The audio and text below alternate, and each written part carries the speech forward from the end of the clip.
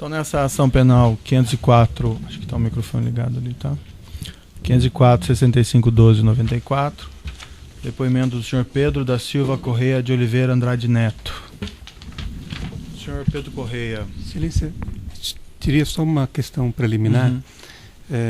Nós protocolamos ontem uma petição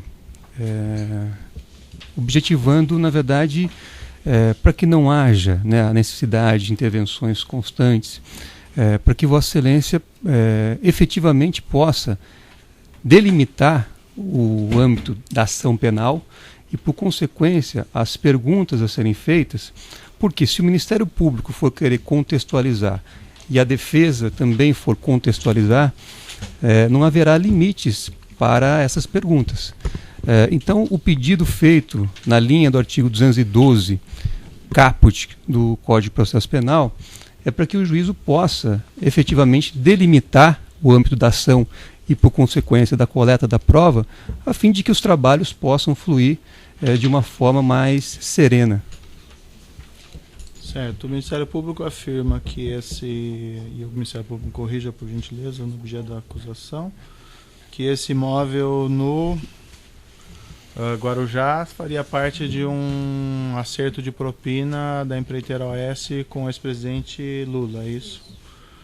E no âmbito dessa acusação é referência desse poder de controle do ex-presidente Lula em cima do esquema criminoso da Petrobras, é isso? Toda a primeira parte da acusação faz uma contextualização que faz parte toda a questão da compra do poder político e, enfim, toda a só no microfone, doutor. Toda a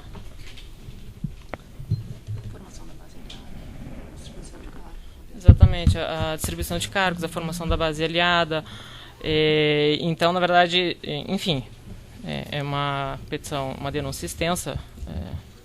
Todos aqui, imagino, leram, mas toda a primeira parte, inclusive, tem o título da contextualização e uma série de subtítulos. Então, é exatamente nesse sentido que o Ministério Público faz a sua contextualização, no sentido em que já narrado na denúncia. Então, na verdade, não é uma contextualização alheia aos autos, e sim uma contextualização nos estritos termos em que já narrado na peça inicial da acusação. Que na denúncia, se me permite, aí fala-se da acusação propriamente dita. E aí é feito referência a 3 contratos celebrados entre a OAS e a Petrobras e, enfim, há uma acusação de que algum valor indevido teria sido usado na compra desse apartamento triplex e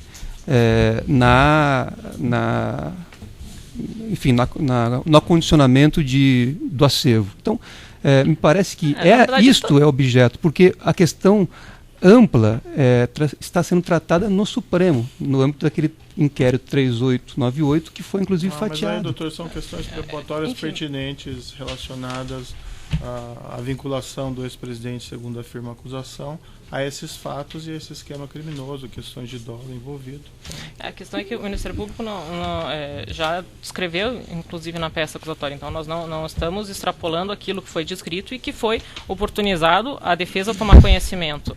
Então não há um extrapolamento por parte do Ministério Público, e sim uma lealdade com a defesa de expor amplamente a sua tese e permitir que a defesa tome conhecimento e traga os elementos. Claro, o meu objetivo, na verdade, é poder, enfim, evitar intervenções, até porque, quer dizer... Bem, então está definido esse objeto e esse contexto, e as perguntas ficam desse objeto e desse contexto, certo? Essa é a posição do juiz. Na verdade, Excelência, na decisão proferida no dia 28 de outubro, Vossa Excelência foi claro ao dizer que o objeto estava delimitado a 3 contratos. Então, objeto, mas existe esse contexto dos fatos que foi narrado na denúncia. Que a acusação não pode ter contexto. Doutor, está na denúncia. Está na denúncia, doutor.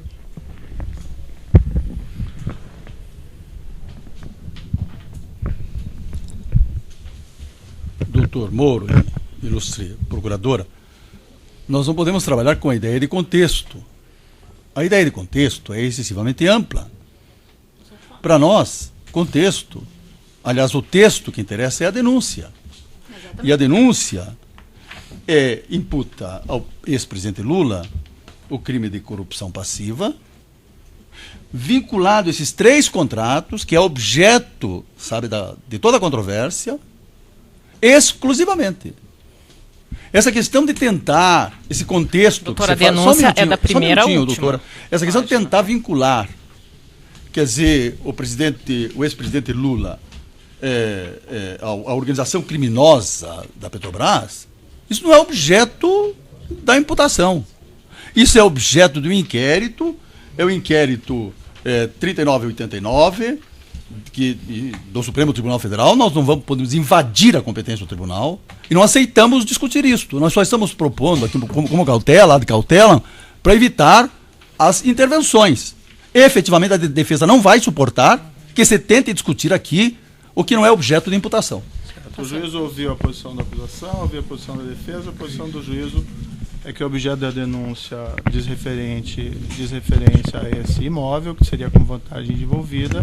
Esse contexto faz parte da relevância probatória no âmbito da denúncia, já que o Ministério Público afirma da denúncia, isso está expresso na denúncia, que o ex-presidente tinha controle sobre esse esquema criminoso que vitimou a Petrobras, e isso tem relevância probatória para determinar se esse imóvel constitui ou não constitui vantagem indevida no âmbito desse esquema criminoso. Certo? Então, eu já ouvi as defesas, já ouvi o Ministério Público, a decisão do juízo foi proferida, a decisão do juízo é essa. Eventualmente, a defesa pode recorrer contra o segundo essa requerimento, Excelência, à vista desta decisão, seria no sentido de que, então, possa contextualizar a matéria o Ministério Público e, igualmente, possa fazê-lo a defesa, assegurando-se a paridade de armas. Não existe nenhum problema quanto a isso. A defesa pode fazer as perguntas que entender pertinentes. Questão resolvida, então, tá?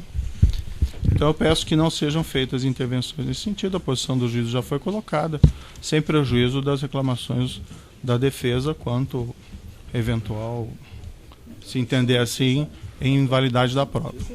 Certo? Então vamos começar. Tenho a contradita, Excelência. Gostaria de apresentar a contradita. Data vênia, na forma do artigo 214 do Código de Processo Penal, o senhor Pedro Correia não é pessoa digna de fé para prestar depoimento nessa ação. Além de já ter sido condenado por crimes contra a administração pública no âmbito do Supremo Tribunal Federal, teve o seu mandato parlamentar cassado em março de 2006 por quebra de decoro. Também já foi condenado por esse juízo a pena de reclusão de mais de 20 anos. E no momento, como é público notório, negocia um acordo de colaboração com o Ministério Público Federal, sendo certo que prestou um depoimento sem qualquer homologação judicial para servir de base à espinha dorsal da denúncia, e não bastasse isso, a sua proposta de delação premiada foi devolvida pelo Supremo Tribunal Federal no dia 28 de outubro, por meio de decisão proferida pelo eminente ministro Teori Zavascki, por considerar que as acusações não tinham qualquer base. Então, portanto, esse cenário mostra que, com o máximo respeito, o senhor Pedro Correia, na forma do artigo 214 do Código de Processo Penal, não é pessoa digna de fé ou isenta para prestar depoimentos sobre os fatos discutidos nessa ação. Alguma ponderação do Ministério Público? O Ministério Público se manifesta pelo indeferimento da contradita, tendo em vista que a testemunha não será ouvida na condição de colaborador, embora exista uma negociação de acordo. O Supremo Tribunal Federal, pelo ministro Teori Zavascki, em momento algum falou que não havia base para os anexos apresentados pelo pretenso colaborador, e sim determinou que fossem readequados esses anexos para eventuais comprovações do quanto alegado. Então, conforme já apontado pelo juiz no início, seria ouvida como testemunha arrolado pela acusação. Certo, então, reportando-me aqui ao 214, sem prejuízo dos questionamentos de credibilidade à testemunha, que devem ser avaliadas no momento do julgamento. Tá, mas por gentileza, peço que se comunique sem atrapalhar a audiência. Sem prejuízo dos questionamentos de credibilidade à testemunha, que devem ser feitos no momento da valoração da prova. Eu sou testemunha aqui como ouço o senhor Pedro Corrêa como testemunha, me reportando aqui o artigo 214, abre aspas, o juiz fará consignar a contradita, a arguição e a resposta da testemunha, mas só excluirá a testemunha ou não lhe deferirá compromisso nos casos previstos no artigo 207 e 208 do Código de Processo Penal, o que não é o caso, né? Não é nem testemunha obrigada a sigilo por ministério, ofício ou profissão, e nem é parente próximo de qualquer um dos acusados, certo? Silêncio.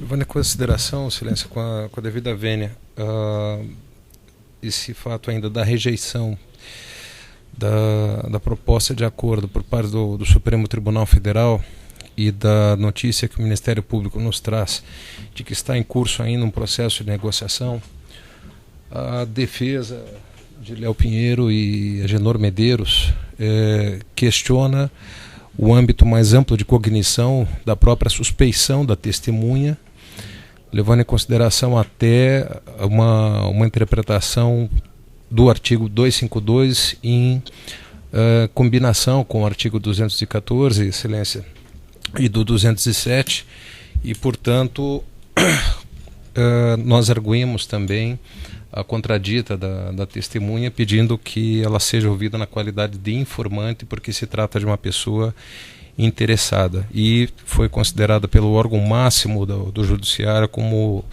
não digna de receber o benefício e a confiança da colaboração. Obrigado. Certo, essa questão já foi objeto da colocação anterior e assim não me consta que o Supremo Tribunal Federal tenha feito essa afirmação de que a testemunha não é digna de crédito, mas sim solicitou uma frase do ministro que diz exatamente o contrário.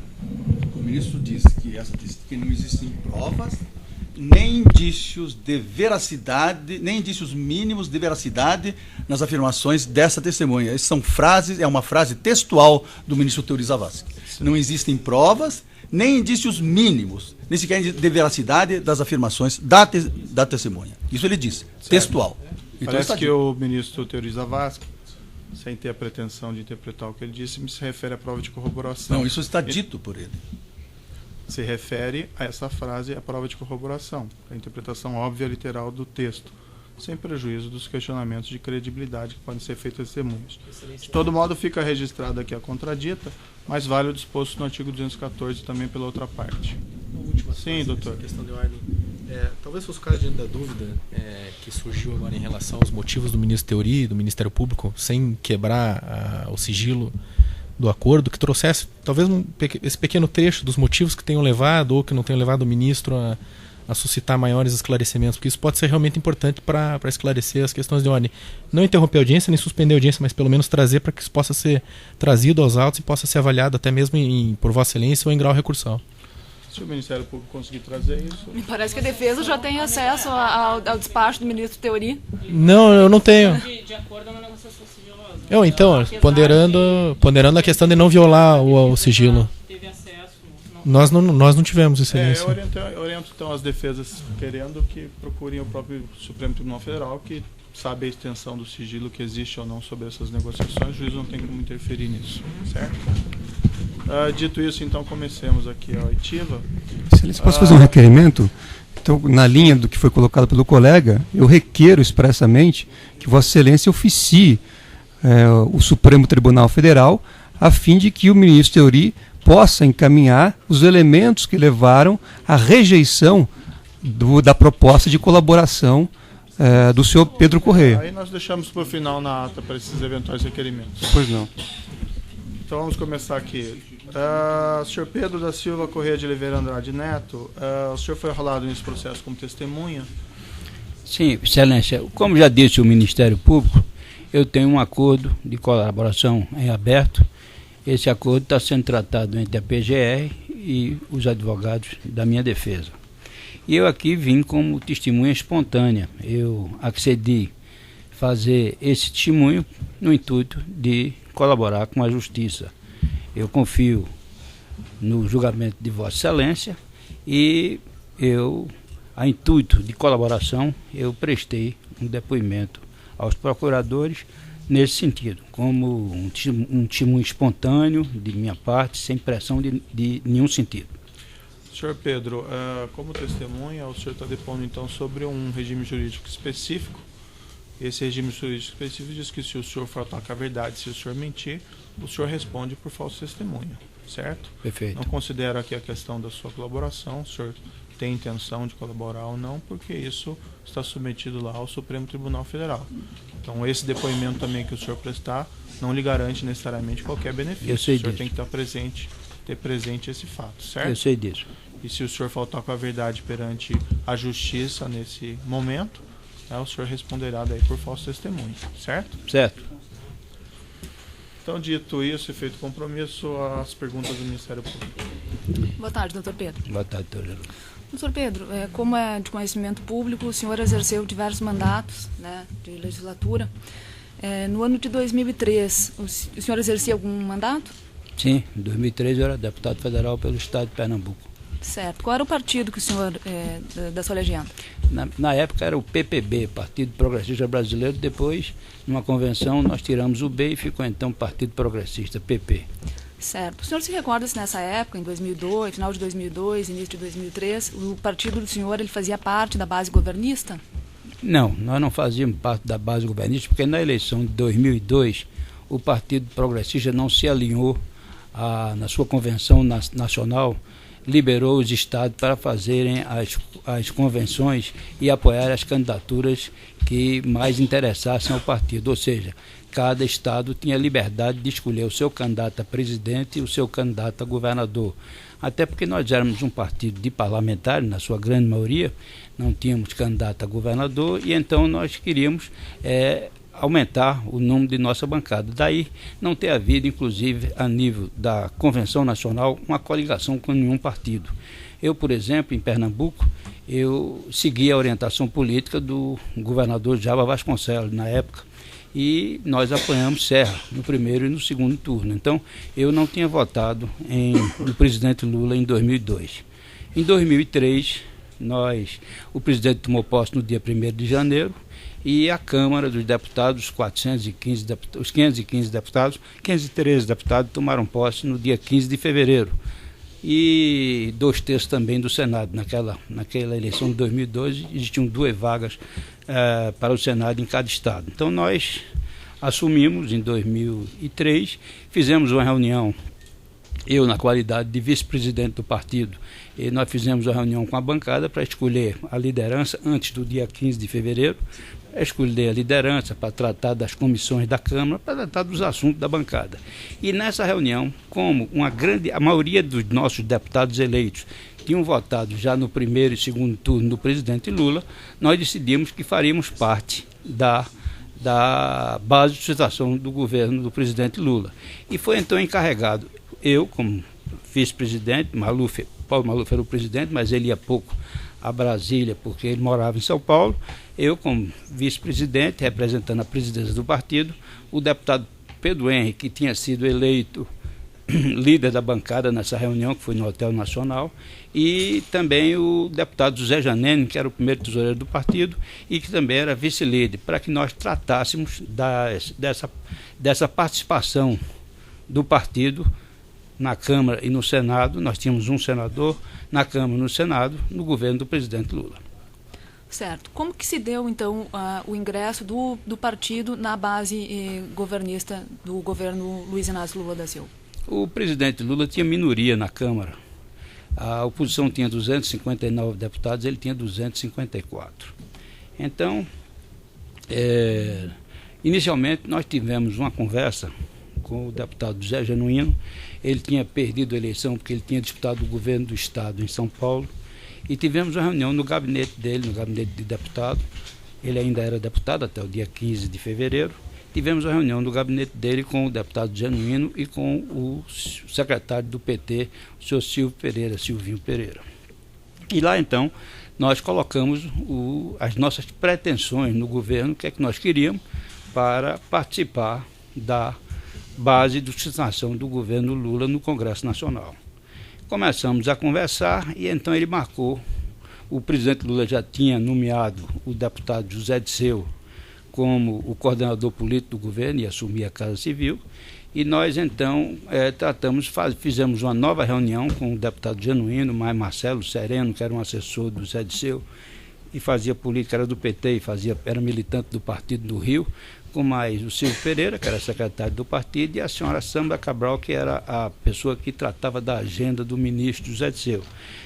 Nós começamos a conversar, dissemos as nossas pretensões, e aí tivemos uma primeira conversa com o ministro José Disseu. E ele então ficou de estudar as condições que nós estávamos propondo e ia ver o que tinha de disponibilidade nos cargos do governo para que a gente pudesse fazer parte do governo do presidente Lula. Evidentemente que nós, por sermos a quinta maior bancada naquela época na Câmara, nós pedíamos um ministério e pedíamos cargos de diretoria nas diversas empresas do governo, no ministério, nas empresas estatais, nas autarquias. E daí começamos a tratar desse assunto e, na verdade, havia uma coisa diferente do governo Lula. Quando nos governos anteriores se fazia a mesma coisa, indicação, se pedia tudo, e se tinha cargo e se procurava fazer a eleição fazendo favor ao empresário, para que o empresário pudesse ajudar o político a fazer a eleição. Isso em todos os governos de que eu participei, desde 1978, quando me elegi a primeira vez. Aqui, talvez pudesse ir mais diretamente a parte do Paulo Roberto Costa. Ele estava explicando como funcionavam os outros governos, Excelência. Eu acho que é importante para a contextualização. O senhor pode continuar, mas eu peço que o senhor fale mais diretamente. Então tá bom, tá certo. Então, então nós fizemos esse entendimento e começamos então a pedir os cargos ao ministro José Disseu. O que havia consenso, quer dizer, se a gente pedia diferentemente do que tinha outro governo, porque as delegacias dos ministérios nos estados, as autarquias, gerências, as superintendências foram ocupadas de uma maneira geral pela CUT. A CUT tinha interesse e foi ocupando todos esses companheiros do PT, que estavam há muitos anos fora do governo, eles foram ocupando esses cargos que eram normalmente indicados por parlamentares. E aí ficou então os cargos nacionais. E nós pleiteamos a diretoria de abastecimento da Petrobras. A diretoria de abastecimento, pedimos Ministério, pedimos Secretaria Nacional de Assuntos Estratégicos do Ministério da Saúde, pedimos a TBG, pedimos uma diretoria do IB, uma diretoria na Anvisa, em fundo de pensão. Evidentemente, com o interesse sempre foi o de que nós tivéssemos gente no governo para ajudar o partido a manter o seu poderio político. E aí chegamos no assunto da diretoria de abastecimento da Petrobras. Inicialmente, o doutor Paulo Roberto, que nós tínhamos conhecido no aeroporto, eu e Janene tínhamos conhecido no aeroporto Santos Dumont, no Rio de Janeiro, indicamos ele para a diretoria de abastecimento, mas havia um compromisso do ministro Antônio Palocci com o governo de transição de Fernando Henrique Cardoso de manter o doutor Rogério Manso na diretoria de abastecimento da Petrobras por pelo menos um ano. Então ficou acertado de que daria uma TBG ao Paulo Roberto e nós íamos conversar sobre a diretoria de abastecimento. Sobre a diretoria de abastecimento, o ministro Zé Disseu tentou fazer com que nós apadrinhássemos, fizesse parte da cota do nosso partido, o doutor Rogério Manso. Nós tivemos algumas conversas com o doutor Rogério Manso, mas ele tinha já um compromisso com o Zé Eduardo Dutra, se dizia... Ele tinha um compromisso com ele, então nós não conseguimos fazer nenhum entendimento com ele e pedimos então a saída dele e conseguimos emplacar o nome de Paulo Roberto Costa. O Zé Disseu, como eu disse, o ministro Zé Disseu, ele resolveu os assuntos que tinham consenso nas indicações dos partidos aliados. Os dissensos, só quem resolvia era o presidente Lula. Então nós chegamos na diretoria da Petrobras, já tínhamos acertado com Zé Disseu, que a indicação seria nossa, que nós íamos indicar o doutor Paulo Roberto Costa, e ele, então, foi claro em dizer que já tinha esgotado todo o poder que ele tinha e que não tinha mais como ele nomear o Paulo Roberto Costa, e ficou isso definido para que o presidente Lula, chegasse a uma conclusão nisso. Essa coisa estava demorando 6 meses, nós fizemos uma obstrução na Câmara. Nós, o PP, o PTB e o PL, que hoje é o PR, fizemos a obstrução porque também os partidos estavam sendo cozinhados, como a gente dizia, enrolados, não saíam as nomeações. E chegamos a obstruir a pauta da Câmara de Deputados com 17 medidas provisórias. Durante 3 meses, a Câmara não funcionava enquanto não se resolvesse a situação das nossas indicações. Só antes do senhor prosseguir, desculpe, só um esclarecimento, que período foi esse dos 3 meses? Isso, 2004. 2004. No princípio de 2004. Final de 2003, princípio de 2004. Do Paulo Roberto foi nomeado em maio de 2004. Então, Zé Dirceu disse que não tinha como resolver isso e que tinha que ser uma conversa com o presidente Lula, no gabinete dele, e que seria necessária a presença do presidente da Petrobras, o doutor Zé Eduardo Dutra. E foi então quando houve um diálogo, que já foi transmitido diversas vezes, em que o presidente Lula perguntou ao Zé Eduardo Dutra, que era o presidente da Petrobras, por que o Paulo Roberto não estava sendo nomeado. Não tinha sido nomeado. E ele disse que não era ele que nomeava, era o Conselho de Administração. Então o Lula perguntou, e o Conselho de Administração, por que não nomeia? Ele disse, porque o Conselho de Administração é independente. Disse, quem nomeou esse conselho? Ele disse, a maioria dos conselheiros foi você, presidente. Ele chamava você, até porque não tinha essa liturgia do cargo, você, Lula, que nomeou. Ele disse, eu posso demitir? Pode. Pois diga a eles que se eles não demitirem, eu vou... Se eles não admitirem o Paulo Roberto Costa, não fizeram a nomeação, eu vou demitir o conselho. E aí o Zé Eduardo Dutra, que tinha uma ligação com o Rogério Manso, disse, olha, Lula, não é da tradição da Petrobras, está se trocando diretor. E aí ele disse, olha, Dutra, se fosse da tradição, nem você era presidente da Petrobras, nem eu presidente do Brasil. Então eu vou dar um prazo de 1 semana, se ele não for nomeado, nós vamos trocar o conselho e vamos nomear o doutor Paulo Roberto. E ele foi nomeado 15 dias depois, Paulo Roberto era diretor de abastecimento. Nessa reunião, doutor Pedro, com o presidente Lula, estava presente o senhor... O ministro Zé Dirceu, o ministro Aldo Rebelo, o doutor Zé Eduardo Dutra, eu, o deputado Zé Janene e o deputado Pedro Henrique, e o presidente Lula. Certo. De fato, ocorreu a nomeação do Paulo Roberto Costa? Ocorreu a nomeação, 15 dias depois ocorreu a nomeação, e nós saímos de lá, já desobstruímos a pauta e as coisas começaram a tramitar. E isso é muito claro, só é pegar o período do... Isso tem registro, tem registro dessa conversa no gabinete do presidente da República, como também tem o registro das obstruções que nós fizemos durante 3 meses na comissão, quando 17 medidas provisórias ficaram obstruindo a pauta. Não se votava nada, nem se fazia nada na Câmara enquanto não se desobstruísse a pauta. Certo. Qual era a pretensão, qual era o objetivo do partido com a nomeação do Paulo Roberto Costa na diretoria de abastecimento? O objetivo do partido era de fazer favor ao empresário para cobrar recursos para que a gente pudesse manter o partido.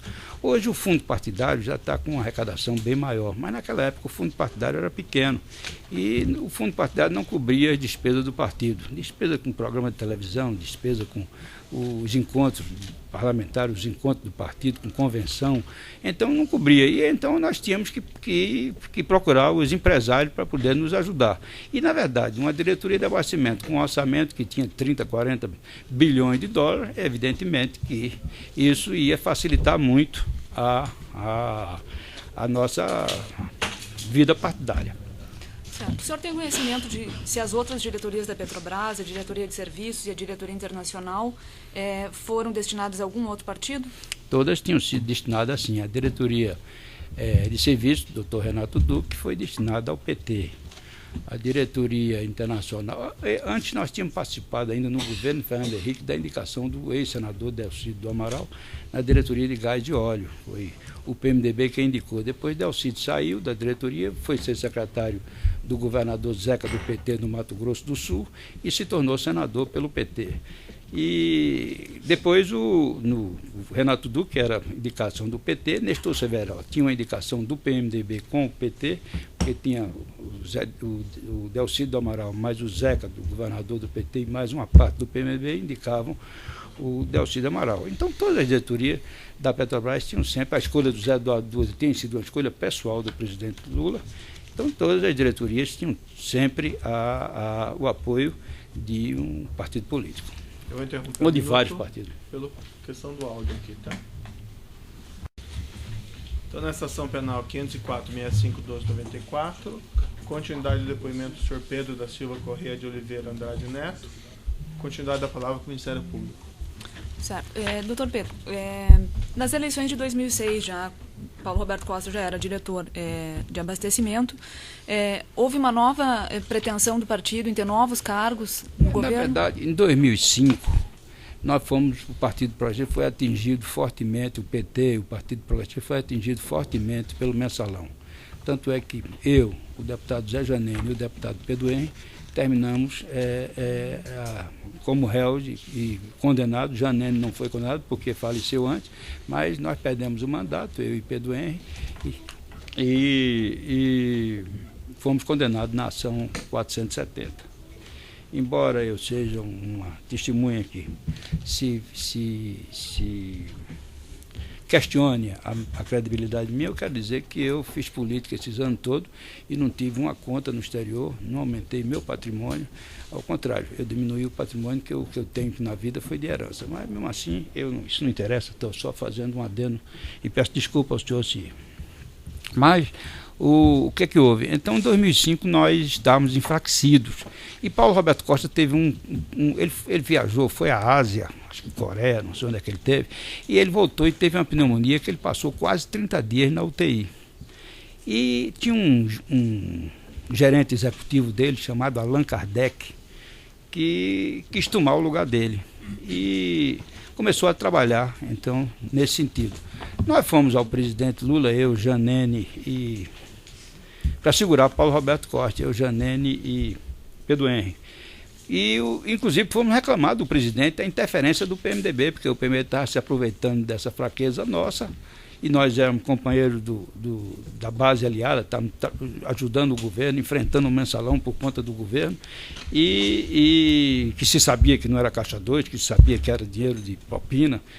Mas nós fomos lá e fomos reclamar da invasão do PMDB na nossa diretoria. Foi quando então o presidente disse, olha, essa diretoria é uma diretoria muito grande, tem um orçamento muito grande, e Paulinho, que ele chamava Paulo Roberto de Paulinho tem me dito que vocês estão muito bem atendidos e que vocês não podem reclamar do que ele está fazendo. Estão bem atendidos financeiramente. Em 2006, na eleição, eu e Janene, nós fomos ao presidente Lula, porque como ele era candidato à reeleição, e em toda eleição, quem faz política, doutor José Roberto Patok, que foi deputado 2 vezes, sabe o que é isso, foi meu companheiro na Câmara de Deputados e foi membro da mesma comissão, ele sabe que quando chega na eleição, você procura o candidato majoritário para fazer a despesa do partido.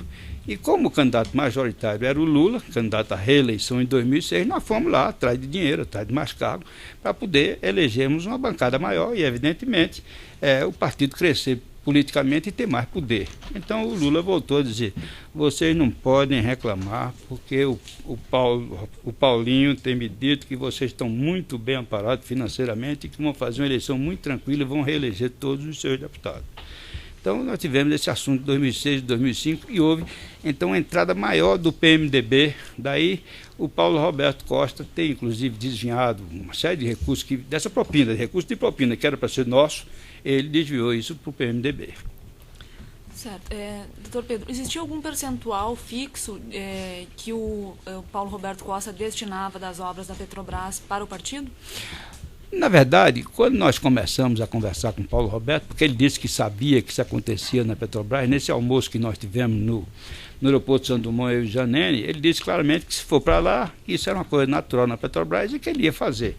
Que nós não nos preocupássemos que ele ia fazer. Se falava em 2%, 3%, até 5% dos acordos.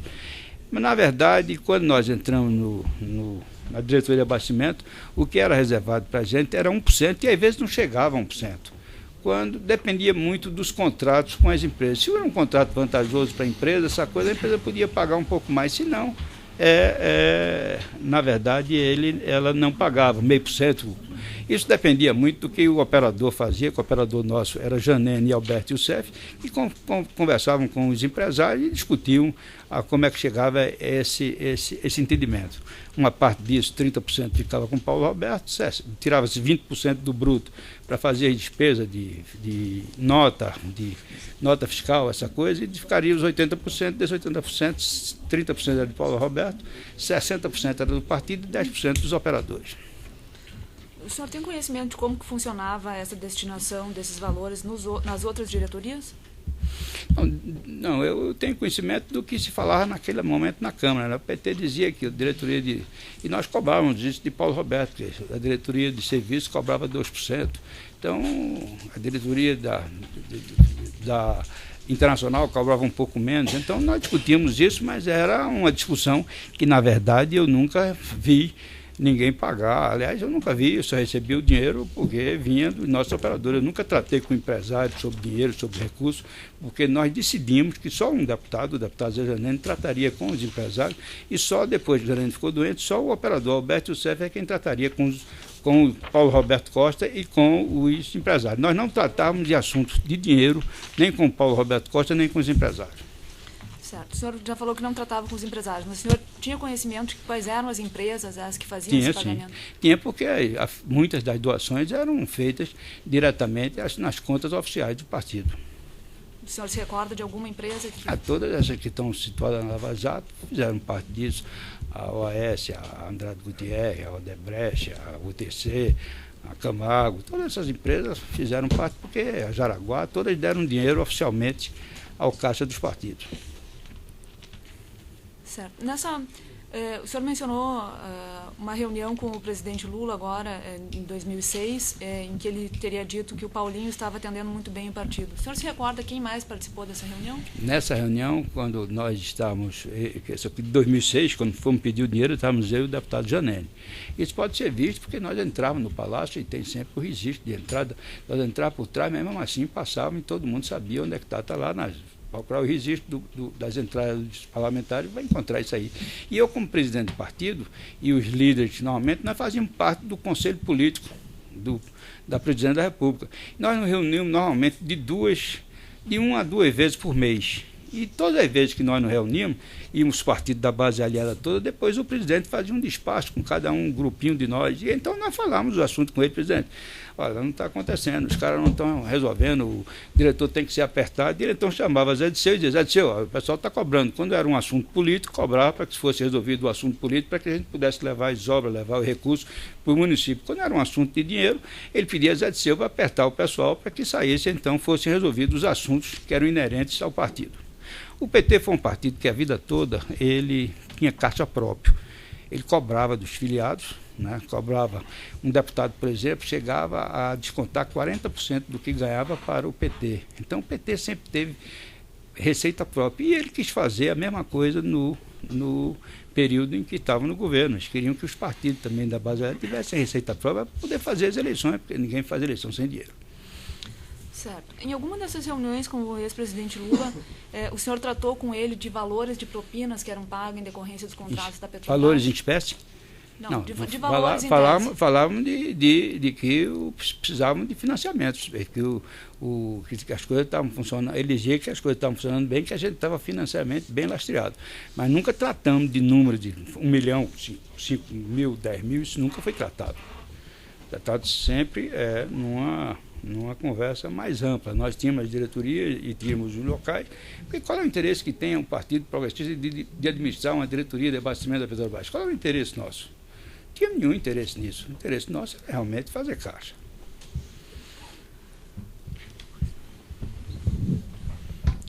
Só para ficar claro, o senhor falou da questão dos valores que vinham dessas empreiteiras, e o senhor mencionou até que vinham como doações. Esse valor que vinha como doação para o partido eram valores de propina que vinham travestidos alguns de propina, a grande maioria era de propina, e vinham também doações de pessoas que não tinham nada a ver com nenhum programa, que faziam doações para o partido, a pedido, a gente procurava um empresário, essa coisa, então ele faria uma doação, mas do pessoal que trabalhava com a Petrobras era propina.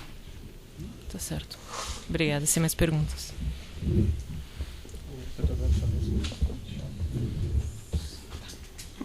Acende a acusação, tem perguntas? Então, seguindo aqui a defesa de Luiz Inácio e Marisa Letícia, tem perguntas? Sim. Senhor Pedro, no dia 1º de setembro de 2016, o senhor foi chamado pelo Ministério Público Federal, pela Procuradoria da República do Paraná, para prestar um depoimento. Existe um termo de declarações que é o anexo 14, que foi juntado à denúncia. O senhor pode expor em que circunstâncias isso ocorreu? Bom, eu tinha sido informado de que nós tínhamos que refazer alguns anexos, porque o Supremo tinha dito, como o senhor disse, o ministro Teori tinha pedido para que se refizesse alguns anexos, sobretudo para condensar. Ele reclamava que os anexos estavam muito extensos. Então,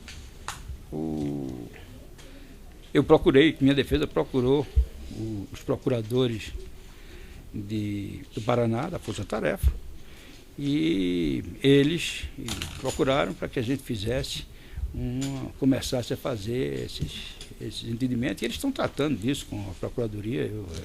Eu não tenho acesso, mas nós estamos procurando fazer isso.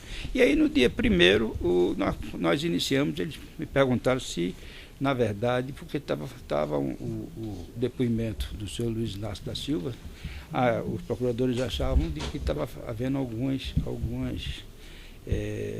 estava faltando alguns aspectos, não. E então eu disse a eles que eu queria colaborar e queria testemunhar, mesmo independente. Tanto é que eu digo isso no meu depoimento. Eu digo claramente que, independente do acordo de colaboração, eu queria colaborar nessa situação, já que eu tinha sido apontado, já havia denúncia contra o presidente Lula, e eu tinha sido apontado pelo juízo como testemunha de acusação. Então, eu quis reforçar esse relatório, esse termo de declaração meu, e procurei os meus advogados, que procuraram a Procuradoria. Eu não sabia quem era o procurador que ia me inquirir, e marcaram então no dia 1º, o pessoal esteve na Polícia Federal, e eu fiz então esse depoimento de livre, espontânea vontade, sem nenhuma pressão, sem nenhuma preocupação, e também ainda não resolveu o meu assunto de homologação, não, porque continua aí sendo tratado pela Procuradoria-Geral e meus advogados de defesa. Eu não entendi a parte que o senhor disse que, em relação ao depoimento do ex-presidente Lula, o senhor pode... Eu fui arrolado como testemunha de acusação no processo do presidente Lula. Não.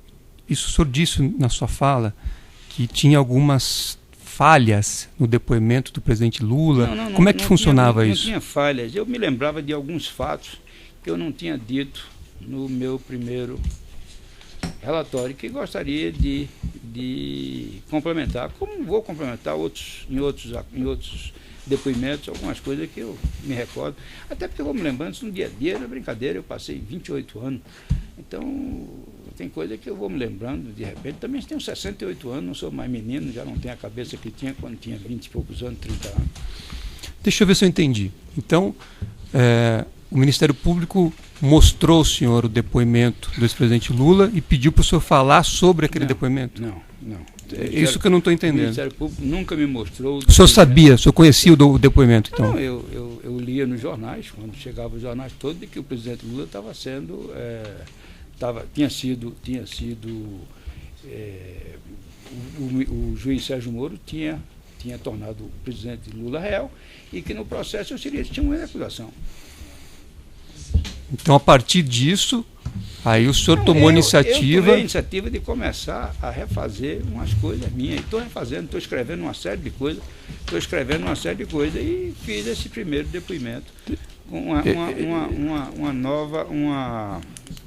Eu entendi, só que para mim não está claro ainda.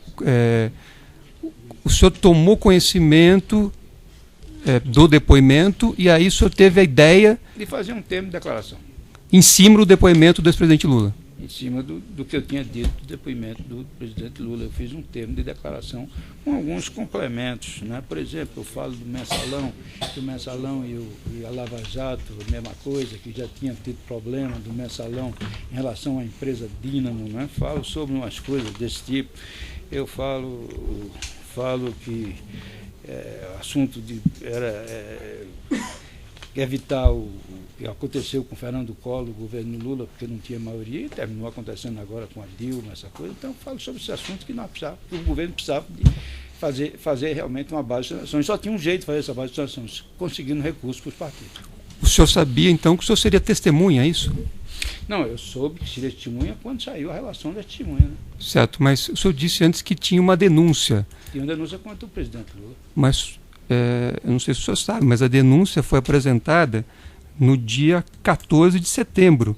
E o depoimento do senhor é do dia 1º de setembro. Saiu isso em todo, que ele ia ser denunciado bem antes disso, em agosto, em julho, agosto, começou a sair todas essas notícias de jornal e de televisão de que ele seria, sobretudo jornal, que eu vejo mais jornal, revista, que ele seria denunciado e que eu seria testemunha. Eu fui capa da Veja, saiu uma... O senhor imaginou que o senhor fosse ser testemunha, então o senhor viu, o senhor teve conhecimento? Eu tinha certeza que seria testemunha, porque se eu era uma das pessoas que se falava politicamente sobre isso, eu tinha certeza que ia ser testemunha. Mesmo tendo esse descompasso temporal entre a data do depoimento do senhor... Não, só ouça a pergunta. A pergunta é a seguinte. A denúncia é do dia 14 de setembro. O depoimento que o senhor prestou ao Ministério Público é do dia 1º de setembro. Então há um intervalo aí. Então eu queria que o senhor explicasse como é que o senhor sabia do assunto com esse intervalo de tempo. Eu sabia disso desde que saiu a notícia, a primeira notícia, quando saiu dizendo que eu tinha contado, que saiu isso publicado na Veja, houve um vazamento, e saiu a notícia toda de que eu tinha feito um depoimento contra Lula e que seria testemunha contra ele. O senhor tinha feito um depoimento contra o Lula? O senhor já tinha feito? Saiu uma declaração. Não, eu quero saber se o senhor tinha feito um depoimento contra o ex-presidente. Isso é sob sigilo do meu acordo de homologação. Eu não posso falar. Eu falar com o meu advogado. Excelência, o senhor aceitou ouvir o senhor Pedro Correia como testemunha. Então, se ele está sendo ouvido como testemunha, ele tem o dever de dizer a verdade. Eu estou dizendo a verdade. Apenas então, eu deixei claro. A omissão, eu estou falando com o juízo. Pois não. A omissão... Certo, mas como esse acordo de colaboração está submetido ao Supremo e existe essa questão do sigilo, então acho que é correta a postura dele de não responder sobre esses pontos.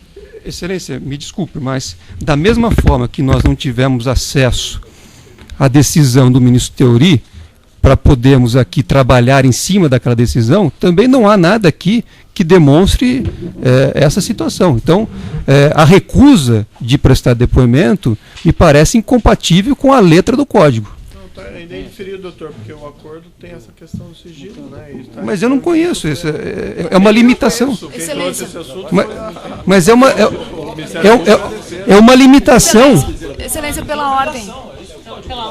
Excelência, pela ordem, é matéria jurídica para ser tratada no processo, não durante a oitiva da testemunha. Então, seria importante que a defesa se limitasse a questões sobre os fatos narrados na denúncia. Doutora, tem a ver com a legalidade da prova que está sendo... Certo. Sim, mas isso é questão jurídica, não para testemunha, então...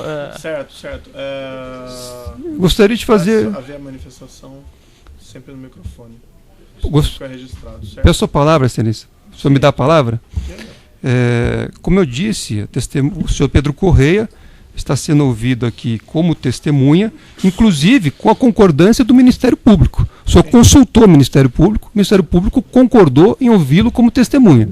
Então, compromissado. Então, se o Código não prevê nenhuma ressalva, eu não posso aqui ter as minhas perguntas limitadas por um suposto acordo de colaboração. Até porque, ao anuir com a condição de testemunha, o Ministério Público não fez nenhuma ressalva.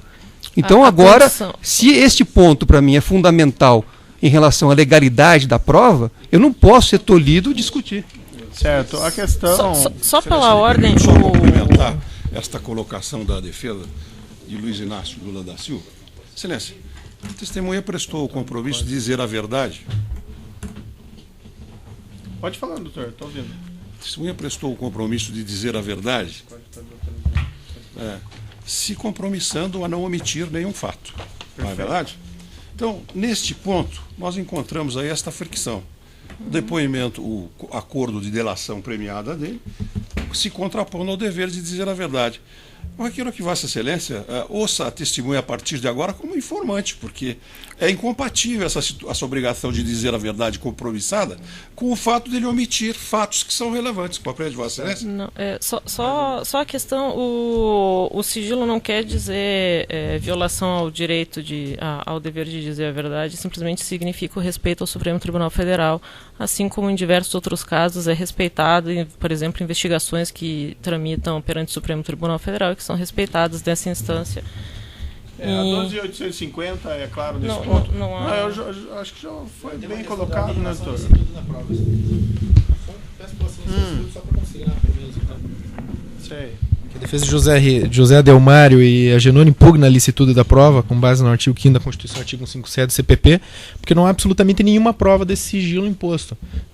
O Ministério Público me perdoe, mas eu não tenho que confiar na palavra do Ministério Público dizendo que há um acordo, não se disse há ou se não há. Eu não tenho que confiar na palavra do Ministério Público. Não existe fé pública do Ministério Público para dizer se tem um acordo, se tem uma cláusula. Se existe a cláusula, que seja mostrada a cláusula. A defesa não se opõe a isso. Se existe o acordo e se existe a cláusula, pelo menos a cláusula, porque a defesa não pode ficar. O Ministério Público uma hora diz: o acusado, o Pedro Corrêa, pode servir como testemunha, porque ele assinou e o Ministério Público permite que ele sirva de testemunha. E no outro momento diz, olha, tem existe um sigilo, mas eu não posso dizer que tem sigilo, eu não posso provar que tem sigilo. Tem que se provar que tem sigilo, Excelência. Então a própria testemunha mencionou no início, e foi mencionado também pela defesa e pelo MPF. A própria testemunha mencionou no início, o Ministério Público também e a defesa, que as levantou essa questão de início, que existiria um acordo que não teria sido homologado, foi até citada essa decisão. E aqui existe o artigo 7º lá da Lei 12.850, parágrafo 2º, que fala do sigilo até o oferecimento da denúncia. Então, sobre esses fatos, se existe esse processo que se encontra no Supremo Tribunal como afirmado, isso está submetido a sigilo no Supremo Tribunal Federal e não pode aqui o juízo levantar esse sigilo a despeito do Supremo Tribunal Federal. Não obstante, o senhor Pedro da Silva Correia veio depor como testemunha sem o abrigo desse acordo. Então, assim, ele pode responder sobre os fatos, evidentemente. Agora, sobre o acordo, existe essa questão do sigilo, que está submetido, inclusive, a outro juízo. Então, eu peço que pergunte sobre os fatos. Certo? Excelência. Não, doutor, aí eu já resolvi a questão. Aí nós não seguimos. Não resolveu a questão da defesa. Eu ouvi a defesa, ouvi o Ministério Público, ouvi mais de defensor. Mas está o senhor decidido, veja, doutor, neste ponto, questão. o senhor pede para a defesa se ater aos fatos. E, no entanto, o senhor concede ao Ministério Público examinar sobre o contexto. Quer dizer, é outra coisa. Nós não estamos aqui examinando os fatos que são objeto de imputação. Estamos examinando um contexto. Tá, isso nós já entramos. Exatamente. E é por isso que nós não queríamos examinar esse contexto, porque efetivamente a testemunha tem aí um compromisso de delação, etc., com o Supremo, e entramos numa área que é um buraco negro. Aqui não podemos agora, quer dizer, a sorte do processo não pode ficar condicionada às idiosincrasias da testemunha. Isso eu posso dizer, isso eu não posso dizer. Se ela assumiu o compromisso legal de dizer a verdade sobre o que ela conhece, o que lhe foi perguntado, ela tem que responder. E se ela não responde, ela não é uma testemunha válida. Certo, Nós contestamos, então, a validade do depoimento dessa testemunha. Certo. Como o juiz já decidiu essa questão, então eu remeto ao que eu havia decidido e prossegue aí o depoimento, certo? A palavra, então, para a defesa, para perguntas sobre essa questão do acordo. Está submetida a sigilo, então não pode se obrigar a testemunha a responder sobre isso. Excelência, só para que fique. Não, doutor, não. O juiz já decidiu e está tudo sendo gravado. Que só é meia testemunha. Não é. É porque a testemunha tem o privilégio against self-incrimination. Não, a questão já foi decidida. Eu ouvi pacientemente ambas as partes. A questão foi decidida. Se não concordarem, recorram. Então, tá certo. Fica perfeito? o protesto por prova E está registrado, doutor. Certo? Perfeito. Pode prosseguir nas perguntas? Eu volto a perguntar ao senhor Pedro Correia em relação... gostaria de uma explicação objetiva pelo fato do senhor se reportar a uma denúncia que à época não existia, quando o senhor prestou esse depoimento ao Ministério Público. Então, como é que o senhor sabia que o senhor estaria preenchendo, digamos assim, lacunas relativas ao depoimento prestado pelo ex-presidente Lula. Eu acho que talvez só quem não sabia disso era o senhor, porque todo o Brasil sabia disso. Todo o Brasil sabia de que o presidente Lula estava sendo acusado dessas coisas, e isso foi dito no Jornal Nacional, em Revista Veja, em tudo isso, dizendo de que eu tinha feito um depoimento nesse sentido. Então, certo, a testemunha não tem o conhecimento técnico, doutor, de saber quando for a denúncia, quando não a denúncia. Excelência, o que você reporta aqui é que havia uma investigação. Eu estou em cima de fatos. Eu não perguntei nenhum assunto técnico à testemunha. Certo, estou perguntando fatos, datas. Certo, então ela já tinha respondido essa questão que o doutor está colocando novamente. Então, eu estou insistindo porque, para mim, é um ponto de grande relevância. Então ela já respondeu mais de uma vez, doutor. Então, próxima pergunta. Eu não respondeu, excelência. Me desculpe. Doutor, daí questione a credibilidade dela não ter respondido. Primeiro lugar, a testemunha fez uma afirmação aqui de que só eu não conhecia a denúncia. Só que eu não sei como é que a testemunha conhecia a denúncia, porque, como eu disse, a denúncia é datada do dia 14 de setembro. Então, como é que o senhor conhecia a denúncia que foi ofertada em 14 de setembro, no dia 1º de setembro? Como é que o senhor sabia desse fato? Tá, já foi respondido. Próxima pergunta. Eu vou insistir na pergunta, excelência. É uma pergunta fundamental. Doutor, já foi respondido mais de uma vez. Então, eu gostaria que consignasse e que Vossa Excelência...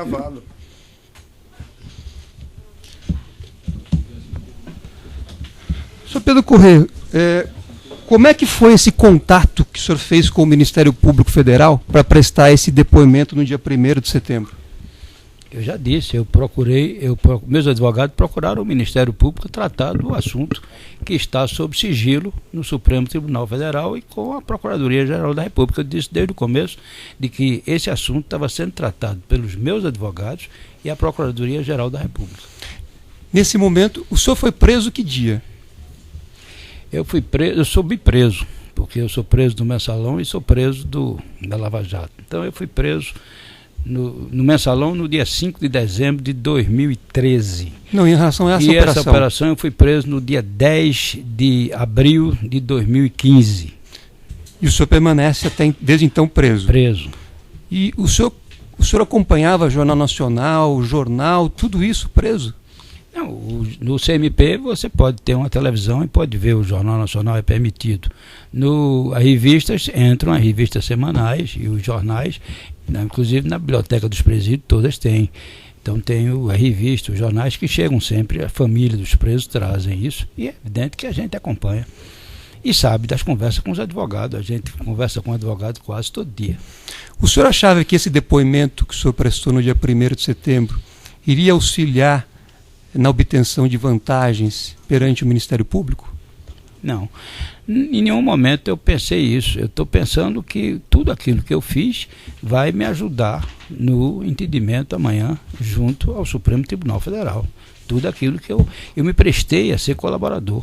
Então eu vou refazer. O senhor disse primeiro um não e depois o senhor disse que sim. Então o senhor imaginou que ao prestar esse depoimento no dia 1º de setembro, o senhor estaria abrindo um caminho para receber benefícios? Esse especificamente não.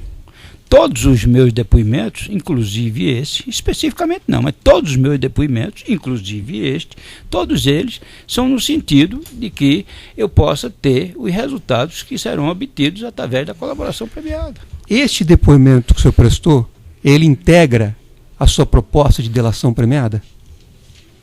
Sim. Excelência, pela ordem, eu gostaria de fazer uma ponderação. Se o Ministério Público anexou aos autos um depoimento que se refere, agora, segundo dito pela testemunha, à proposta de colaboração premiada, quer me parecer que esse sigilo não mais pode ser sequer levado em consideração, porque acabou-se de confirmar aqui que este depoimento faz parte... Não é igual. Não, o senhor aguarde, que agora eu estou falando com o juiz. O senhor aguarde, por gentileza. Esse depoimento faz parte, segundo afirmado aqui, do acordo de colaboração. Não, mas aí, doutor, não faz parte do acordo de colaboração. O que existe, é outro depoimento. O que foi... Pedro, Excelência. Excelência. Por gentileza. Eu sou réu, mas o advogado Sim. também tem que me respeitar. Claro, Eu tô doutor, respeitando o Pedir senhor. para ser mais respeitoso com a testemunha, doutor. Mas quem faltou com respeito foi a testemunha para com o advogado. Não, doutor. Não. Dizendo que isso todo mundo sabia, menos o advogado. Sim, mas diante daquelas insistências. Então eu vou pedir para ambas as partes tratarem com mais respeito uma à outra. A questão, esse depoimento não faz parte do acordo de colaboração. Como foi dito, existe essa questão lá submetida e a testemunha se dispôs a prestar esse depoimento e a servir como testemunha em juízo sem qualquer compromisso de obter esses benefícios. Então é isso que está acontecendo no processo e nós podemos então prosseguir. Mas Vossa Excelência está Não, desdizendo o fato que foi afirmado pela testemunha. Doutor, A testemunha acho que a diz... testemunha, quem resolve o direito, acho que é o juízo, não a Doutor, a testemunha. excelência não tem, a testemunha não tem conhecimento técnico para saber Mas- o que faz parte ou não do acordo. Eu perguntei claramente. Doutor, o doutor fala fora do microfone, eu não considero, porque Então, não é me apropriado. permita... Certo? Não, essa questão já... Me permita fazer uma ponderação, Excelência. É uma questão de ordem. Não, É talvez... uma- no microfone de Vossa Excelência, então, porque não tem outro microfone. Não, doutor, o seu colega já está falando das É uma mesmas questão, coisas. é uma questão Você de tá ordem. acima do seu colega. É uma questão de ordem que eu estou apresentando. Respeitosamente, gostaria de registrar que, em momento algum, eu faltei com respeito a qualquer pessoa aqui. Eu fiz as minhas ponderações na condição de advogado e seguindo todos os preceitos éticos cabíveis. O segundo ponto é o seguinte: existe essa afirmação e, com esta afirmação da testemunha e com essa limitação que o juiz está colocando, me parece uma situação paradoxal, porque nós estamos discutindo um trecho da colaboração e eu não posso discutir o restante da colaboração porque estaria supostamente sob sigilo. Não, veja, doutor, desculpe... tá.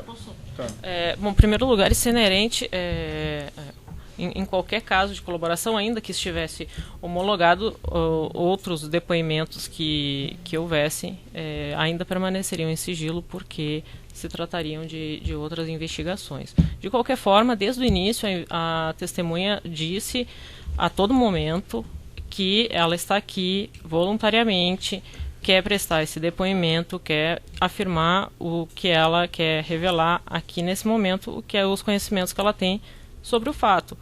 Não há qualquer incoerência, enfim, qualquer incompatibilidade entre o depoimento dela e o procedimento de colaboração que vem sendo, que está tramitando ainda perante o Supremo Tribunal Federal.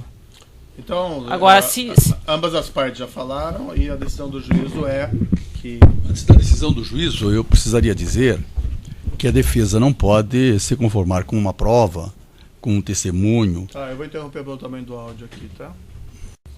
Então, na ação penal 504-65-1294, continuar o depoimento do senhor Pedro da Silva Correia de Oliveira Andrade Neto. Sim, doutor, pode complementar? Seu então, juiz, a defesa não pode admitir uma testemunha que ora afirma um fato, ora não afirma um fato, segundo as suas conveniências, segundo, digamos, suas conveniências idiosincráticas.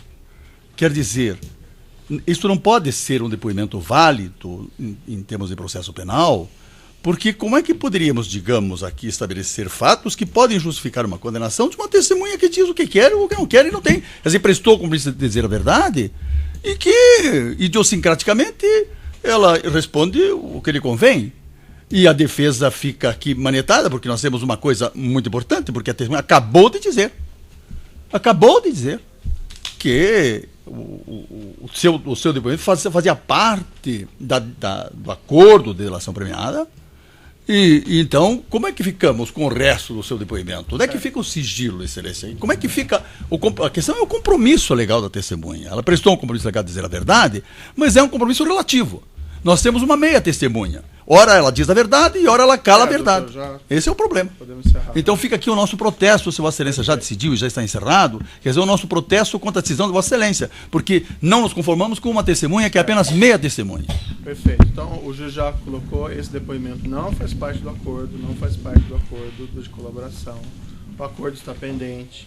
A testemunha, não obstante, se disporá servir de testemunha de acusação para o Ministério Público, o compromisso de dizer a verdade e sem qualquer garantia que esse é necessário lá a homologação do acordo, sem qualquer garantia de receber esses benefícios. Não obstante, sobre o acordo ou processo de acordo submetido ao Supremo Tribunal Federal, existe um sigilo em relação ao qual a testemunha, esse juízo, o Ministério Público, as defesas devem respeitar, salvo se levantado o sigilo pelo próprio Supremo Tribunal Federal. Então, eu peço que prossiga nas questões de fato. Mas o problema é só doutor, já foi decidido, doutor. Não tem a palavra. Não tem a palavra, doutor. Não tem a palavra. Não pode, porque a defesa tem o teu... Interrompa a gravação. Pois é, esse é o... Excelência, antes de... Nessa ação penal 504-65-12-94, continuidade do depoimento do senhor Pedro da Silva Corrêa de Oliveira Andrade Neto, com a palavra defesa para as questões, doutor. As questões de fato colocadas na testemunha. As questões jurídicas já foram objeto de resolução do juízo. Perfeito. Só gostaria de fazer um registro, de um pedido, um requerimento. Vossa Excelência disse há pouco que a defesa não tinha argumentos e por isso estava tumultuando. Então, data máxima vênia, ao nosso ver, isso mais uma vez configura pré-julgamento. E eu peço... não tem argumentos processuais, doutor, porque a defesa coloca a questão, o juiz resolve, a defesa quer rearguir, a mesma questão processual. Então, questões processuais que eu já decidi, se o doutor quiser alegar minha suspeição porque eu já decidi uma questão processual, eu não estou falando do mérito, eu estou falando da questão processual.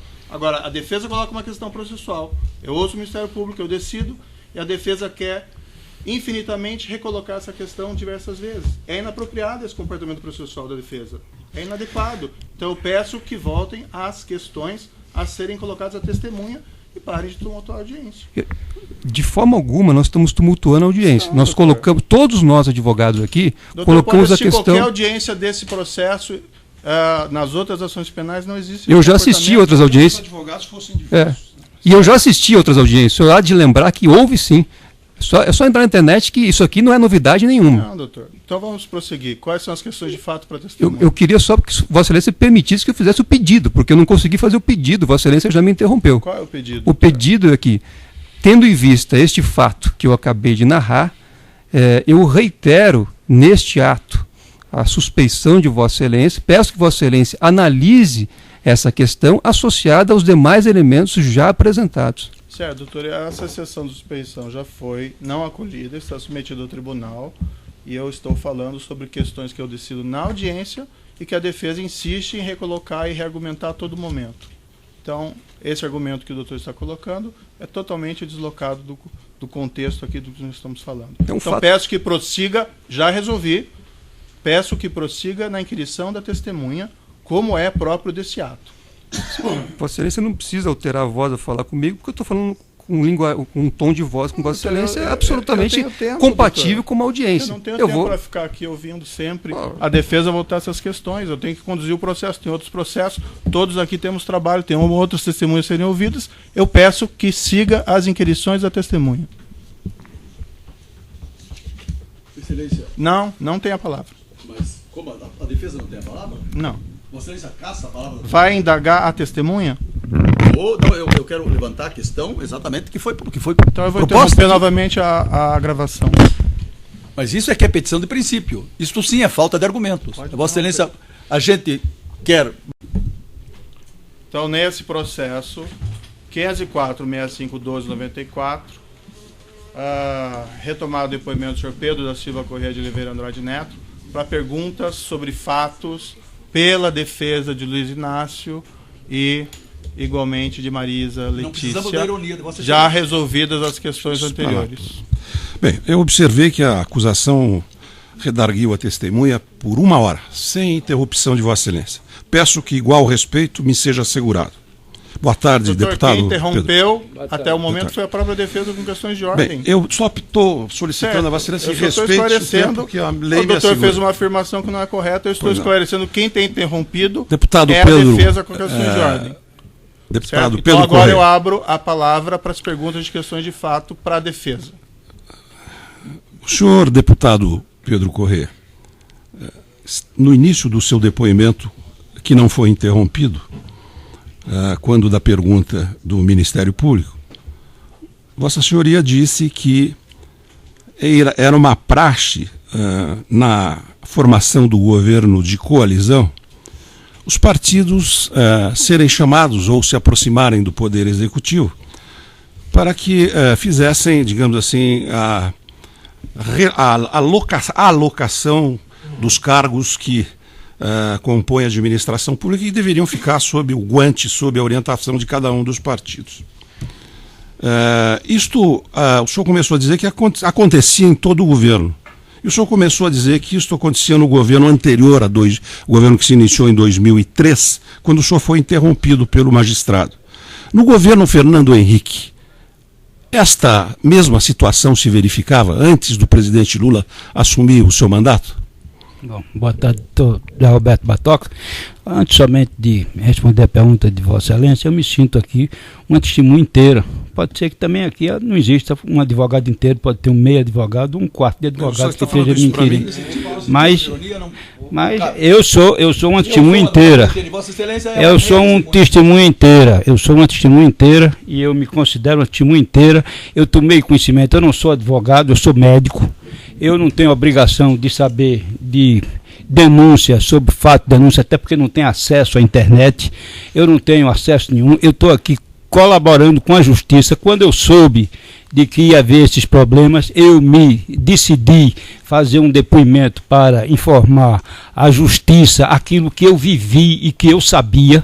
Eu não estou aqui dizendo que eu conheço a situação do triplex do presidente Lula com o doutor Léo Pinheiro, porque eu nem o conhecia, nem conhecia o doutor Léo Pinheiro, nem nunca soube dessa história. Eu não estou aqui dizendo, mas eu estou dizendo as coisas aqui que eu vivi, que eu vivi e que eu participei, e que era presidente do partido, e como presidente do partido eu tinha a obrigação de fazer isso, de participar. Sim, respondendo a sua pergunta, a pergunta de Vossa Excelência, doutor Zé Roberto, eu quero dizer que, evidentemente, que em todos os governos sempre existiu a barganha política por cargos para que se pudesse fazer política. No governo Lula houve uma diferença, porque... Não, a minha pergunta já está respondida. Vamos por partes. Quer dizer, então, para que se tornasse possível, digamos assim, a efetivação, o andamento, o desenvolvimento do governo, era necessária essa composição com o Congresso Nacional para fazer essa coalizão, senão o que acontecia é isso que o senhor, Vossa Senhoria, acabou de relatar, quer dizer, havia obstrução e nenhum projeto andava nas casas legislativas? É verdade. É isso? É verdade. E o Collor perdeu o mandato por conta disso, por não ter base parlamentar, e também agora o presidente Dilma perdeu o mandato por não ter base parlamentar. Quer dizer que então esta formação de governo de coalizão não foi uma invenção do governo Lula? Não foi. O senhor disse também... No mundo todo existe isso. Eu também sabia disso. Bem, o senhor disse que... Vossa Senhoria disse que o diretor, mais precisamente, o Rogério Manso. O Rogério Manso era diretor de abastecimento da Petrobras no governo Fernando Henrique e no início do governo Lula. Por indicação do governo Fernando Henrique? Por indicação do governo Fernando Henrique. Então não foi o Lula que o colocou lá? Não, ele era diretor anteriormente e na transição o ministro Antônio Palocci, que era o coordenador da transição por parte do governo Lula, acertou com quem estava fazendo a transição do governo FHC para que ele permanecesse pelo menos por mais um ano na diretoria de abastecimento. A senhoria acabou de dizer no início do seu depoimento, nobre deputado Pedro Corrêa, que o ministro Antônio Palocci, que era responsável pela transição, resistiu e o seu partido foi reclamar ao Poder Executivo, é isso? Não foi o ministro Antônio Palocci. Quem resistiu à saída do Dr. Rogério Manso foi o presidente da Petrobras, o ex-senador Zé Eduardo Dutra, de Sergipe, já falecido. E era o seu partido, o PPB, então PPB, hoje PP, é que insistiu nesta nomeação. Muito bem. O senhor foi havia a promessa do governo Lula de que nos dá a diretoria de abastecimento. Perfeito. E quem nomeava formalmente, o ato de investidura desse diretor da Petrobras, a quem cabia? O Conselho de Administração da Petrobras. Ao Conselho de Administração, não ao Presidente da República. Não, o Presidente da República autorizava e o Conselho nomeava. Como majoritária a União, é claro que pode fazer as indicações. Mas a deliberação que pode ser favorável ou contrária, em tese, é do Conselho, é isso? O Conselho é demissível ad nutum. Se ele Mas a minha pergunta... não obedecer às ordens do presidente, evidentemente que o Conselho vai ser demitido. A minha pergunta é formal e Vossa Senhoria entende bem disso, porque foi um experimentado parlamentar. Quer dizer, teoricamente, de acordo com a lei, se houvesse um motim no Conselho, poderia rejeitar a indicação? Poderia sim. Legalmente havia amparo para isso. Claro. É isso que eu estou perguntando. Muito bem. O senhor acabou de dizer também que o ex-senador Delcídio Amaral foi conduzido à diretoria da Petrobras pelo governo Fernando Henrique, pelo presidente Fernando Henrique, é isso? Pelo presidente Fernando Henrique, pela Que indicação partido? do PMDB. Que partido ele era naquela ocasião? Acho que era do PMDB, ele foi indicado pelo deputado Jadel Vieira Lima, que era líder do PMDB, da bancada do PMDB na Câmara. E ele foi demitido? Não, ele saiu para ser secretário de Infraestrutura e Obras do governo Zeca do PT, lá no Mato Grosso do Sul. Uhum. Bom, e quando havia essas reivindicações dos partidos, um partido queria tal diretoria, outro tal ministério, outro partido tais estatais e tal, quer dizer, isto era amplamente discutido, como o senhor já esclareceu, e quando o partido atingia um nível que era considerado satisfatório para o tamanho do partido, a expressão utilizada era: o seu partido já está atendido. Vocês já tiveram tantos cargos, é isso? É verdade. Muito bem. Então, estar atendido significa isso. Muito bem. Eu tive a honra de ser vice-presidente lá. O senhor lembrou isso aqui, eu sou obrigado a ser vice-presidente da Comissão de Constituição e Justiça da Câmara dos Deputados, ao tempo que Vossa Senhoria fazia parte dessa comissão, e lá eu tive a honra de conhecê-lo. Então, eu pergunto, nessas tratativas de distribuição de cargos, isto passava pelo chamado baixo clero do Congresso Nacional? Era uma coisa de liderança e direção partidária? Não, o baixo clero reunia com as lideranças, as bancadas se reuniam com as lideranças, e então elas faziam os pleitos e os líderes, os presidentes de partido, levavam isso para o Palácio Planalto. E os partidos que ficavam na oposição? Como era o caso do meu partido, por exemplo, no governo Fernando Henrique. Eles eram aquinhoados? Os partidos que ficavam na oposição, normalmente, eles eram aquinhoados por governos que ficavam, quando os partidos tinham governos estaduais ou tinham prefeituras grandes, que faziam então o apadrinhamento desses partidos para que eles pudessem sobreviver. Muito bem, então eu vou encerrar por aqui, não sem antes colocar uma ou duas indagações a mais, e agradeço a fidalguia e a gentileza com que me respondeu.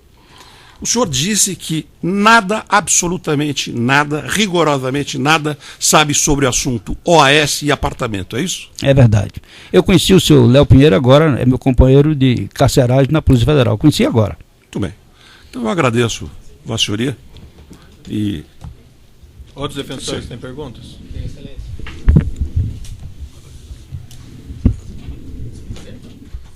Pode fazer, segue a ordem. Você já tem outras perguntas?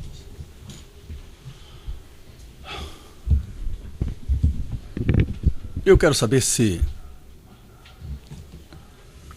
a testemunha Pedro Correia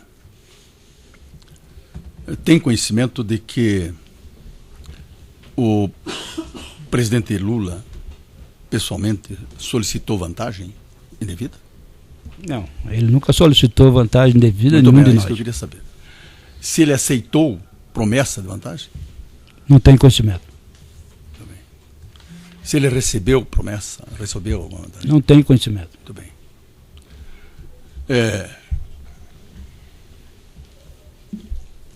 Quando Vossa Excelência, Vossa Senhoria veio depor nessa audiência, já tendo um compromisso selado com o Ministério Público, Vossa Excelência tinha consciência de que se o seu depoimento não fosse conforme a delação, os seus privilégios seriam ameaçados? Eu quero voltar a dizer a Vossa Excelência de que eu prestei, eu não sou advogado, não sou médico, volto a dizer, eu não tenho conhecimento de notificação, de intimação, eu não tenho conhecimento de quem o doutor Sérgio Moro faz réu ou não, de quem ele indicia ou não, eu não tenho, a não ser o meu caso, que o meu advogado me diz, e o que ouço no noticiário. Fora disso, eu não tenho nenhum conhecimento, eu não tenho a obrigação de saber. E, na verdade, eu quando assumi esse compromisso de vir testemunhar, é porque eu vivi esses fatos e eu queria colaborar com a justiça, no sentido de que esses fatos pudessem ser esclarecidos. Isso é que eu queria fazer. Eu parabenizo Vossa Senhoria por esse desejo de colaborar com a justiça. Muito obrigado. E quero lhe fazer mais uma pergunta. Vossa Senhoria foi convidado para delatar nos Estados Unidos sobre esse fato? Quer dizer, recebeu algum convite do governo americano para... Não. Para prestar esclarecimentos sobre a Petrobras? Não. Nem por telefone, nem por escrito? Eu não posso falar por telefone com ninguém. Sim, muito bem. Eu estou proibido, o senhor sabe disso, sou conhece penitenciário e sabe que nós não podemos usar telefone. Sim, muito bem. Então eu não tenho mais nenhuma pergunta. Outros defensores têm indagações? Peço que declinem sempre o nome do representado. Certo? Pois não, excelência. Pela defesa de Paulo Camoto. Senhor Pedro Corrêa, o senhor disse aqui que mais ou menos nessa época dos fatos, 2005, 2006, teve contato com Alberto Youssef, uma relação com José Giannini.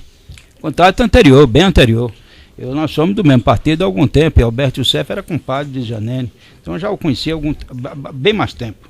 Certo. E o senhor, o que seria essa relação de compadre? Só uma relação de amizade ou teria... Não, eles tinham negócio juntos, né? Eles eram sócios, tinham negócio juntos e eram amigos pessoais. Negócios lícitos ou ilícitos? Bom, naquela época eu não sabia qual era o negócio que ele tinha, eu sabia que eles tinham uma empresa, uma factory, e tinham fazenda, então eu achava que era um negócio lícito. Factory, o senhor sabe onde ficaria essa factory, não? Não. O senhor se encontrava com frequência com o Alberto Youssef? Quando ele estava indo a Brasília, né? Quando ele ia a Brasília, eu me encontrava com ele. E me encontrei uma vez no aniversário do deputado Zé Giannini, que ele fez uma festa em Londrina e a bancada foi toda. Ele era o líder da bancada e a bancada foi quase toda ao aniversário dele. Mas os negócios dele, o senhor sabe onde se realizavam ou não? Não, eu fazia alguns negócios com ele, que eu vendia alguns carneiros que eu comprava lá na região do Nordeste, comprava muito mais barato e vendia para ele, porque na época o Paraná tinha pouco carneiro, então ele criou carneiro e eu vendi uma série de fêmeas de ovelha para ele, para que ele pudesse aumentar o número de carneiro dele. Mas o escritório dele, o senhor tem conhecimento de onde ficava? Não. Tá, ok, obrigado, sem mais. Outros têm perguntas? No gabinete, eu conheço o gabinete da Câmara. Ele era deputado, tinha um gabinete na Câmara, como todos os deputados tinham. Não, o Alberto Youssef, não o José Giannini. Não, Alberto Youssef não. Vim conhecer depois. Certo. Algumas indagações, esclarecimentos? Tem? Perdão, pode alcançar o transtorno? Obrigada. Boa tarde. Pela defesa do Fábio Rori Ionamini.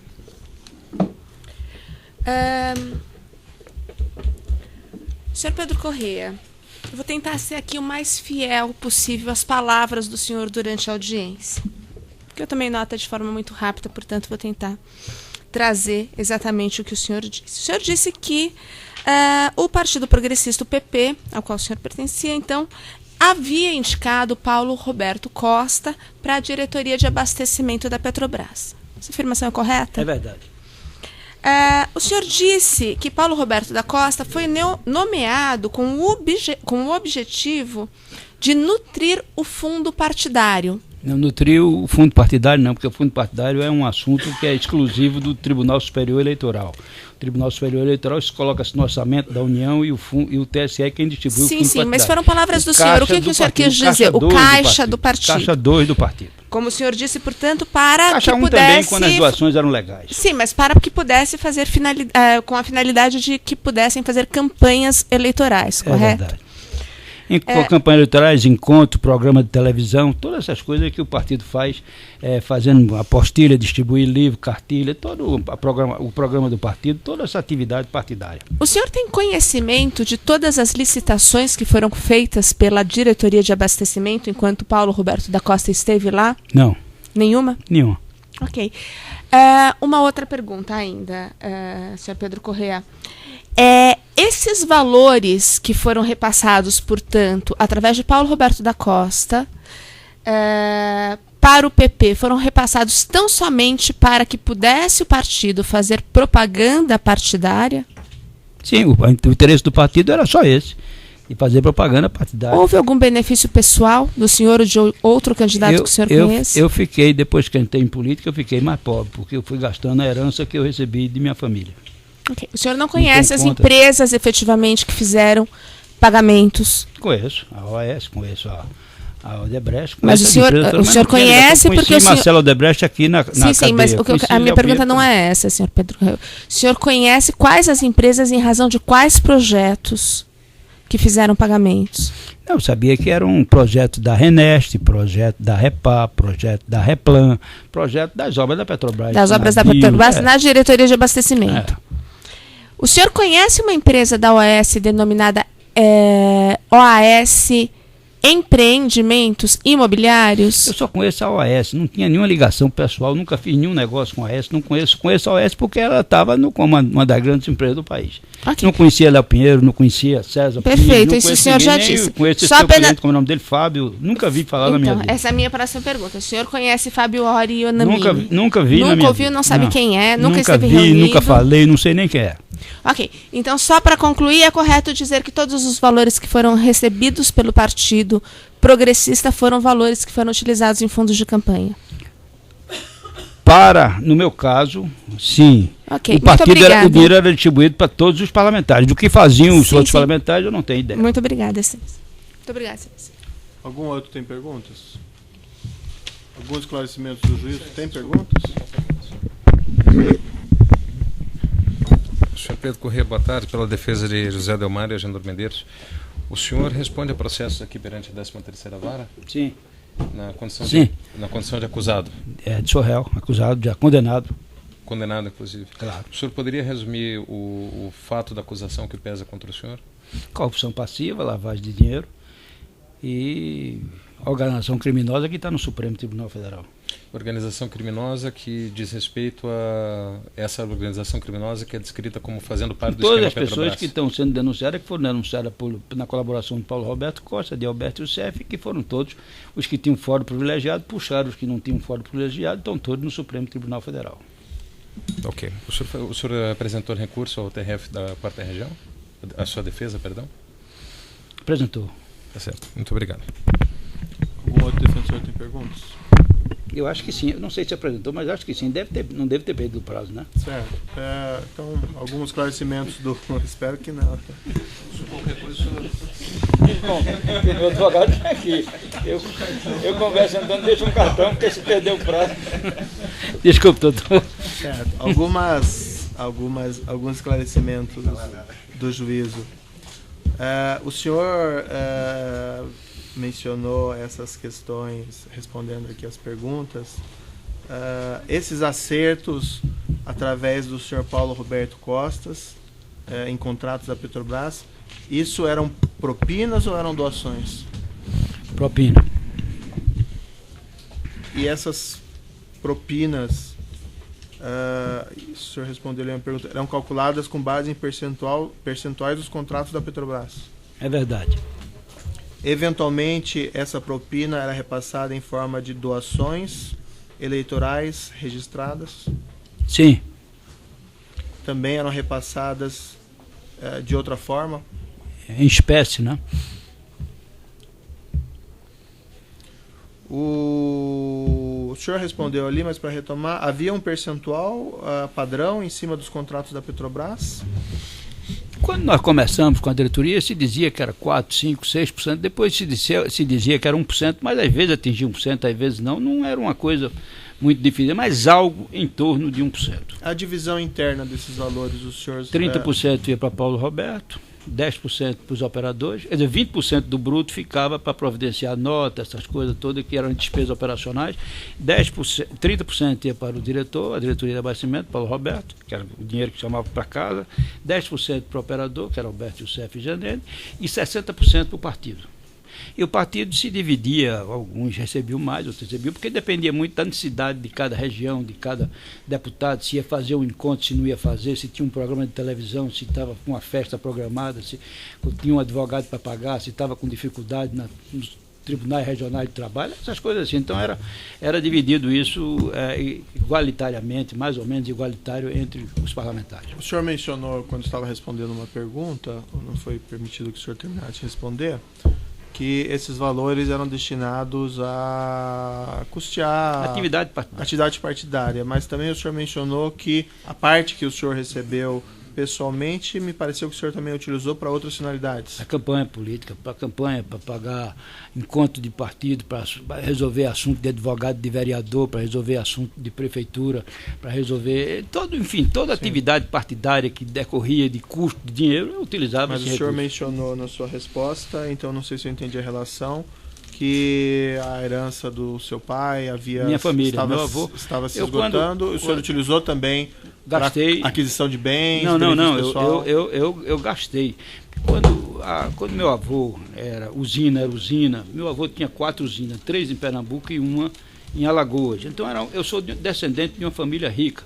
Meu trisador paterno era o conselheiro João Alfredo Correia de Oliveira, que assinou a Lei Áurea. Então eu tenho uma origem de família. E eu, na verdade, quando entrei em política, eu comecei a gastar o dinheiro que minha família deixou para mim. Eu hoje sou 30% ou 40%, tenho menos patrimônio do que tinha antes de entrar em política. E esse dinheiro que o senhor recebeu desses contratos da Petrobras, o senhor também utilizou para suas finalidades pessoais ou não? Não, finalidade pessoal, eu tinha meu salário, tinha minhas atividades, tinha fazenda, tinha meus imóveis que meu pai me deixou para aluguel, então eu tinha do que viver. Eu utilizei isso em política mesmo, por isso que eu fui 7 vezes deputado federal. O que os outros parlamentares que recebiam esses recursos faziam com o dinheiro, o senhor também não tem conhecimento? Não tenho ideia. Sei que eles estavam sempre todos... se o senhor chegar na Câmara dos Deputados hoje, talvez 80% dos deputados não tenham cheque especial, porque o banco já tomou e o cara não tem como pagar. O senhor mencionou do senhor Rogério Manso, que ele acabou Isso, sendo... doutor, sabe disso. O senhor mencionou do senhor Rogério Manso, que ele acabou sendo substituído pelo Paulo Roberto Costa. Eu não sei se eu entendi bem, foi porque ele não atendeu os interesses arrecadatórios? Não, ele não atendeu, ele não disse que não prestaria conta ao partido, que prestaria conta ao Zé Eduardo Dutra. Se dizia na época que ele tinha um compromisso de repassar um recurso todo mês para o PT, lá através do Zé Eduardo Dutra. Então, ele disse que não submeteria a decisões nossas. Certo. Então ele não atendeu o compromisso, os interesses arrecadatórios do Partido Progressista. Ele disse que não daria nenhuma satisfação a nenhum de nós. Ele não queria conversa com nenhum de nós. E por esse motivo é que ingressou o senhor Paulo Roberto Costa. Por esse motivo ingressou o senhor Paulo Roberto Costa. E o senhor Paulo Roberto Costa, então, atendeu esses interesses arrecadatórios? Sim. Até 2005, 2006, 100% para o partido. Depois, com enfraquecimento em função do mensalão, começou a atender outro partido, inclusive o PMDB.